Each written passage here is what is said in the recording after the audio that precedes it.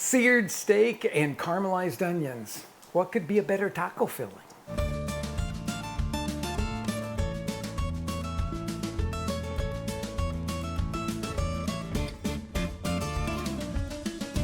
Welcome back to my kitchen, everyone. This page in our taco manual is part 2 of an exploration on tacos de bistec. Now, if you want more information about what that beef cut is, the bistec is, then you could go to the video that I did on tacos campechanos, and I go very deeply into it there.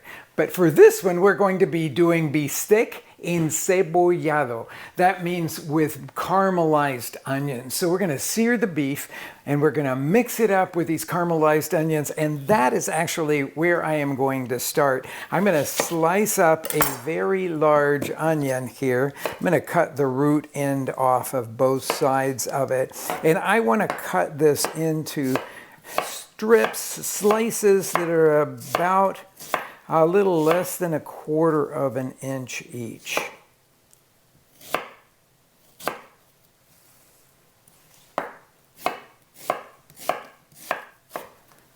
Okay, now we're going to cook this in a pan, and you find this kind of a taco a lot from street vendors that have these enormous planchas or griddles.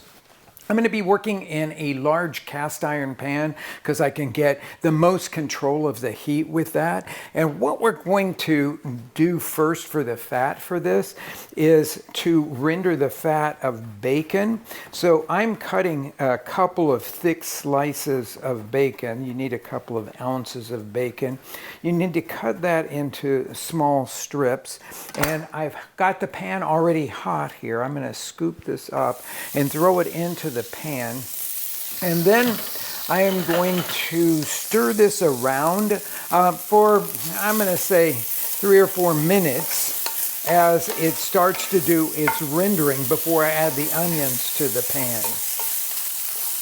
Okay, my bacon doesn't have any fat in it, not hardly anything rendered. So if yours is like that, you're going to want to add enough fat. It could be vegetable oil, it could be bacon drippings that you've collected in your refrigerator. I'm going to be using a little bit of fresh rendered pork lard because I have a really good one right now. But the idea here is that we could actually have enough fat to coat all of these onions when we add them to the pan. So scoop those guys in now.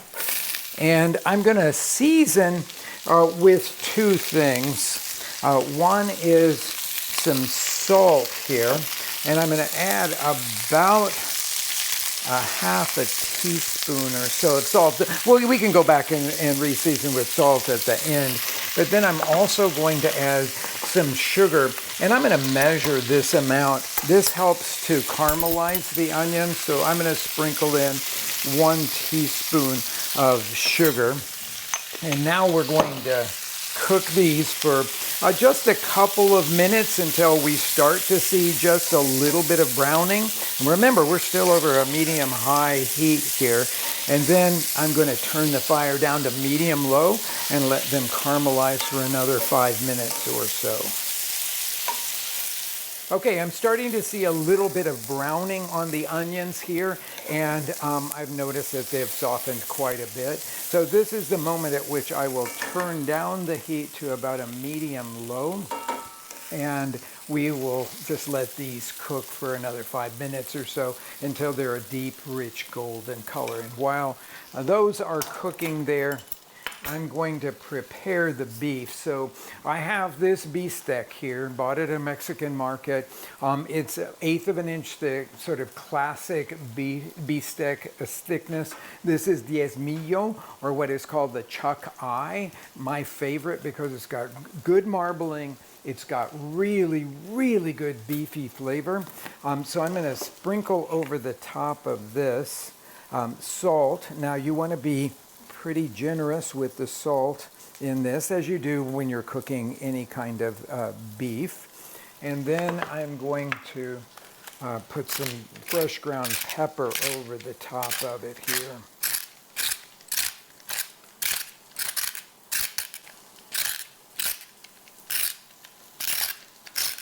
And when those onions are ready, I'll meet you back here. Okay, these are really browned now. That will bring sweetness and depth of flavor. Now use a slotted spoon to get them out of the pan.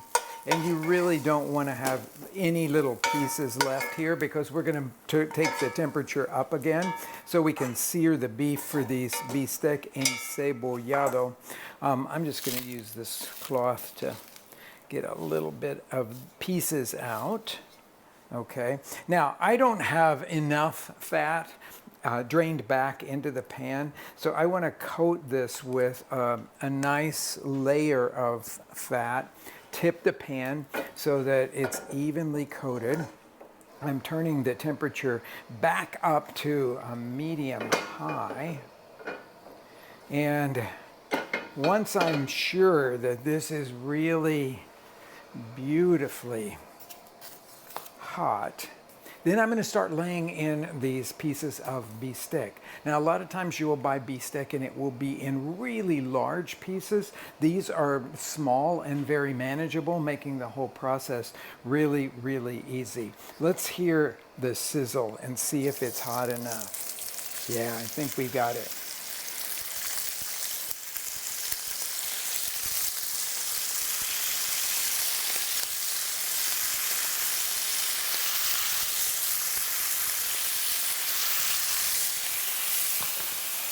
Little sprinkling of salt on this side. And we want to get these really brown, which will take about 1.5 minutes or so. Right, we got some beautiful browning going on. Anytime you're working with these really thin cuts of beef, which are usually quite affordable, that you really want to get the browning going because that's where all of your flavor is going to be. Now, I'm in an uncrowded single layer here in a very hot pan. It's best to do this in a cast iron pan because it holds and distributes heat very beautifully.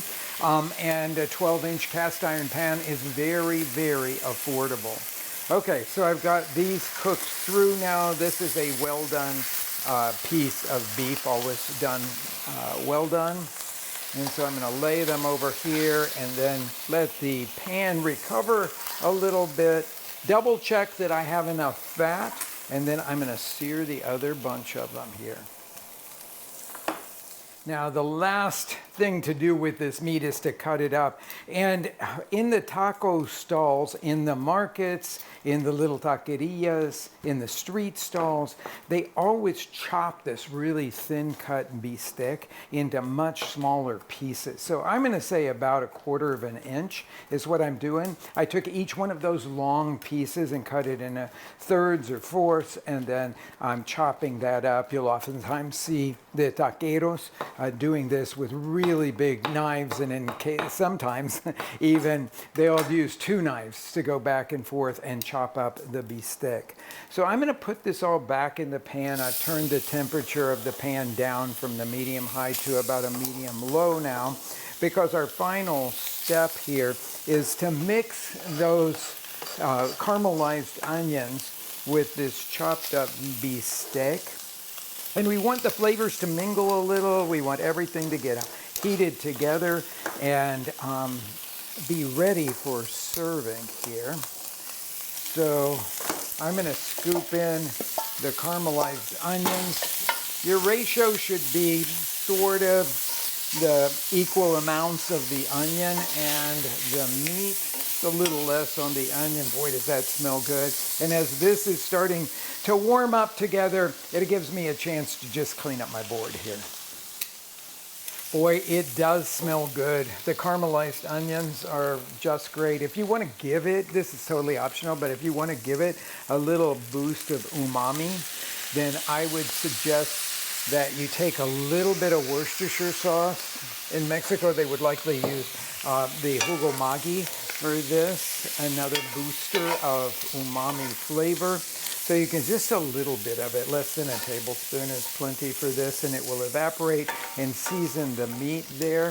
I think I should give it a taste and see if we're Bacon is totally the ringer here. So good. Okay, now building tacos.